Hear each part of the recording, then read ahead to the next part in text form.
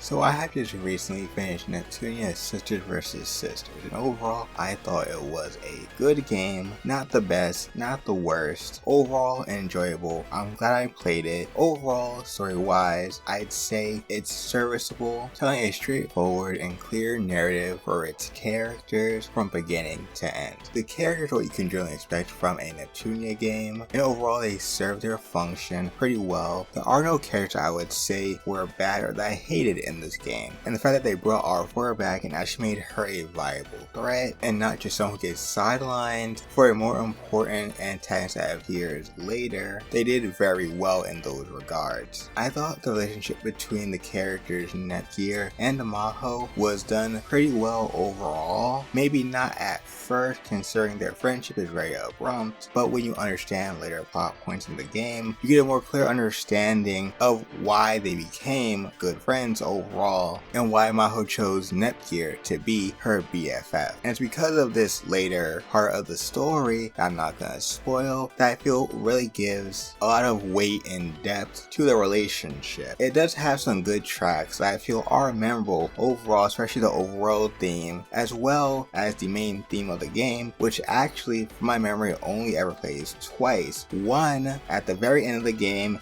and the other on the title screen. And you know, it's used sparingly. I feel like it's used well because of that, because it gives a certain tone and meaning to a certain fight that happens at the end. To keep it as spoiler free as possible, at most what I'll say is that this fight that I am talking about is not like most fights. Instead, it's supposed to feel like a happy moment of two people coming back together after a long time, and the point is victory is actually not your goal in the fight, but by winning, it gives the characters the time to have a moment that will allow them to have a better future together. And honestly, overall, even though it's not the most climactic fight, and it's very simple and straight to the point, the music does give it that feel to it that makes it my favorite boss fight in the game. Now, in terms of what this game doesn't do well, overall I feel like it's lacking in stages. Neptunia has had a multitude of different stages, but they decided to go with 3 different stages from most of the game, and at most change the layout slightly for them, or change the color of a cave, or instead of having a forest at night, you have it in the day or the afternoon. And the only other stages that really stood out to me were the ones that came at the end, which you would expect to be well unique because those are endgame things, and thus they should be memorable since that's going to be one of the last things that you see in the game. I also do enjoy the fact that they made Planetoon explorable, considering it's always been this 2D hub world that you just scroll over. You can actually get to run around and explore in it, see the shops, you can go into the rooms, you see the characters and previous scenes from other games, hang out and playing games in. You see the offices that the people work in. I will admit the town looks very empty, and characters, depending on how close you are to them, will fade in and fade out. So overall, it does give a different feel and scale to Planetoon, and one day I hope we could have that for the other nations as well. Now, this stage was a dungeon for one chapter, but then became essentially your explorable home base stage.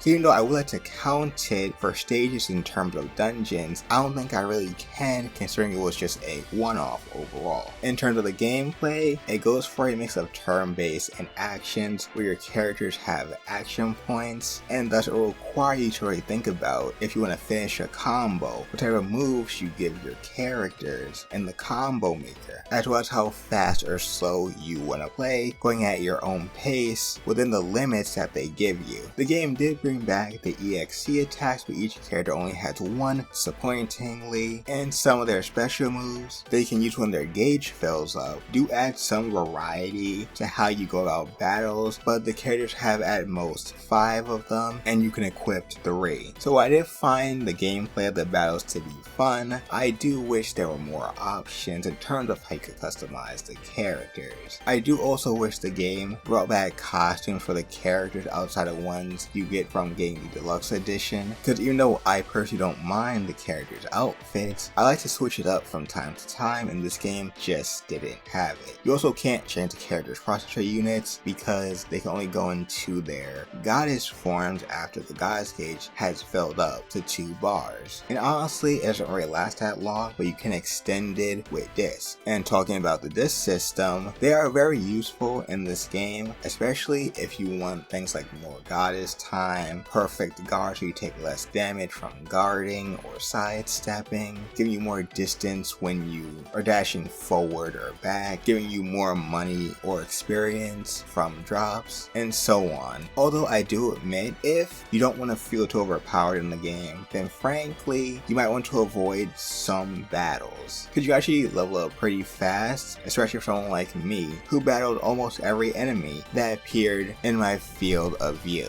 The game also has quests. There aren't a lot of them. Concerning the game, overall content-wise, if you take out the cutscenes, really aren't that long chapter-wise, and I feel this is a game that you could probably beat in like 2 or 3 days, if not a full 24 hours, assuming you have the time, and skip the cutscenes and parts where the characters are talking. Because honestly, the most tedious part that extends your game time is just going through the dungeons and setting off certain switches just so you can progress. And just so you know, this game does mention the mainline events from Mark II, Victory, and I think Victory 2, meaning this game, even though it's a spin-off, is a bit closer to a main game than some of the other spin-offs have been. So if you wanted to, you could actually play this somewhat as a continuation to Victory 2. And on top of that, it's another Nepgear focused game, which I think does work well in this game's case. I think Nepgear, just as a main character, does make for slightly better stories than having Neptunia as your protagonist. Oh, that's just my personal take overall from having played the game and just my personal experience with it. Generally, I could say that you could use this as your first Neptunia game, and I think it would work, even though it does have some shortcomings overall. And there's not much reason to play the game again besides getting the chance to play the 2 new characters, Shanghai Alice and Higurashi,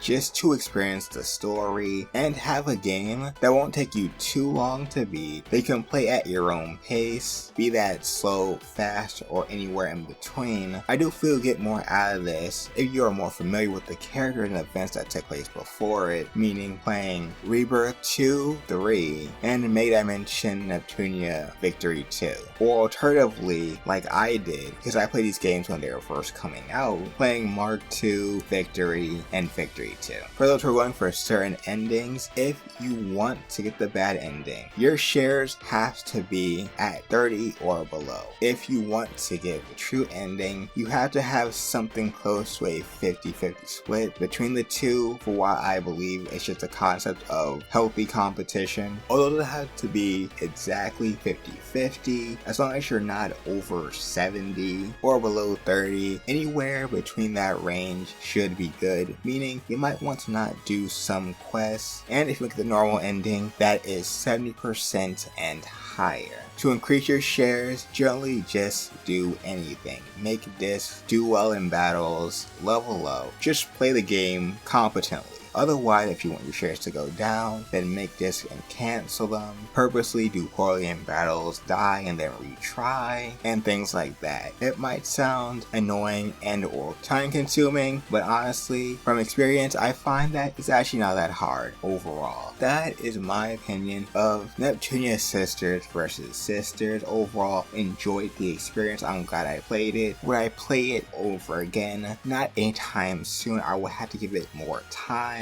Unless they decide to add something more to it later down the line. As a Neptunia fan, I think you should at least give it a try. Especially if you like Nepgear and the candidates finally getting their time to shine after so long of being sidelined.